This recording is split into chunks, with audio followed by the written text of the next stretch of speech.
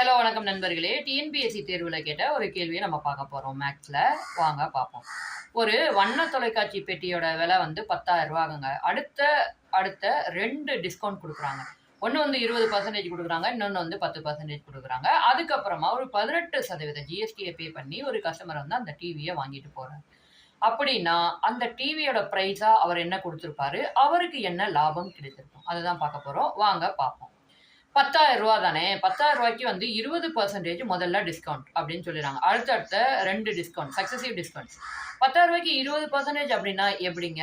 அப்படின்னா 20/100 × 10,000 அப்படின்னு போடலாம். அப்படி இல்லன்னா 10,000 தானே, அதுல 10% எப்படின்னு உங்களுக்கு கண்டுபிடிக்க தெரியல. ஒரு 0 தூக்கி விட்டுட்டீங்கன்னா 1000 வரும்.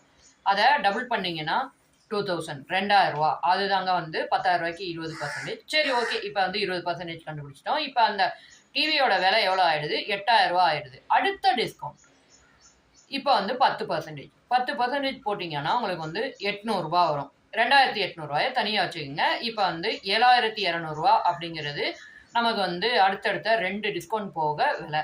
இந்த ரூ. 7,200க்கு வந்து நம்ம என்ன பண்ணோம்? 18% ஜிஎஸ்டி கொடுக்கணுமாங்க. இதை எப்படி போடலாம்னா 18/100 × 7,200. இதை வந்து கீழே இருக்க 100ல இருக்க 2 ஜீரோ, மேலே 7,200ல இருக்க 2 ஜீரோ கேன்சல் பண்ணிட்டு 18 × 72ன்னு போட்டிங்கன்னா உங்களுக்கு ஆன்சர் வரும். எனக்கு அது கொஞ்சம் கஷ்டமா இருக்கு அப்படின்னு நினைக்கிறவங்களுக்கு ஒரு சிம்பிள் ட்ரிக் என்னன்னா, 18 கூட 2 கூட்டிங்க. 2 கூட்டினீங்கன்னா 20ன்னு வரும். 20 × 72 பெருக்குனீங்கன்னா உங்களுக்கு 1,440ன்னு வரும். சரி, ஓகே. 2 வந்து நம்ம கூட்டணும் இல்லைங்களா? அப்ப அந்த 72 2ஆல பெருக்குங்க, 144. கரெக்ட். அந்த 144 1,440லேருந்து மைனஸ் பண்ணுங்க, 1,296. ஓகேங்களா? 1,296 ரூ. 7,200க்கு 18%. இப்போ இதை கூட்டினாதான் அந்த ஃபைனல் ப்ரைஸ் வரும்.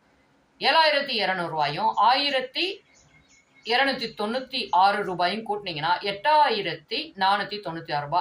ஃபைனலா அந்த டிவிக்கு அந்த கஸ்டமர் கொடுத்த விலை வந்து 8,496. அப்படின்னா அவருக்கு கிடைச்ச லாபம் அப்படிங்கிறது எவ்வளோ? ரூ. 1,504. எனது ரூ. 1,504 தானா?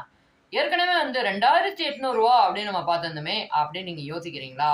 அது தாங்க அந்த ரூ. 1,296 அந்த ஜிஎஸ்டிக்கு 18%. அந்த 2,800ல தான் திரும்பவும் கொடுத்துருக்கீங்க. ஸோ நீங்க ஒரு கஸ்டமரா இருந்தீங்கன்னா இதை நல்லா புரிஞ்சுக்குங்க. இதே போன்ற கணித வினாக்கள் உங்களுக்கு வேணுமா அப்படின்னு நீங்க நினைச்சீங்கன்னா நம்ம சேனலை சப்ஸ்கிரைப் பண்ணி சப்போர்ட் பண்ணுங்க.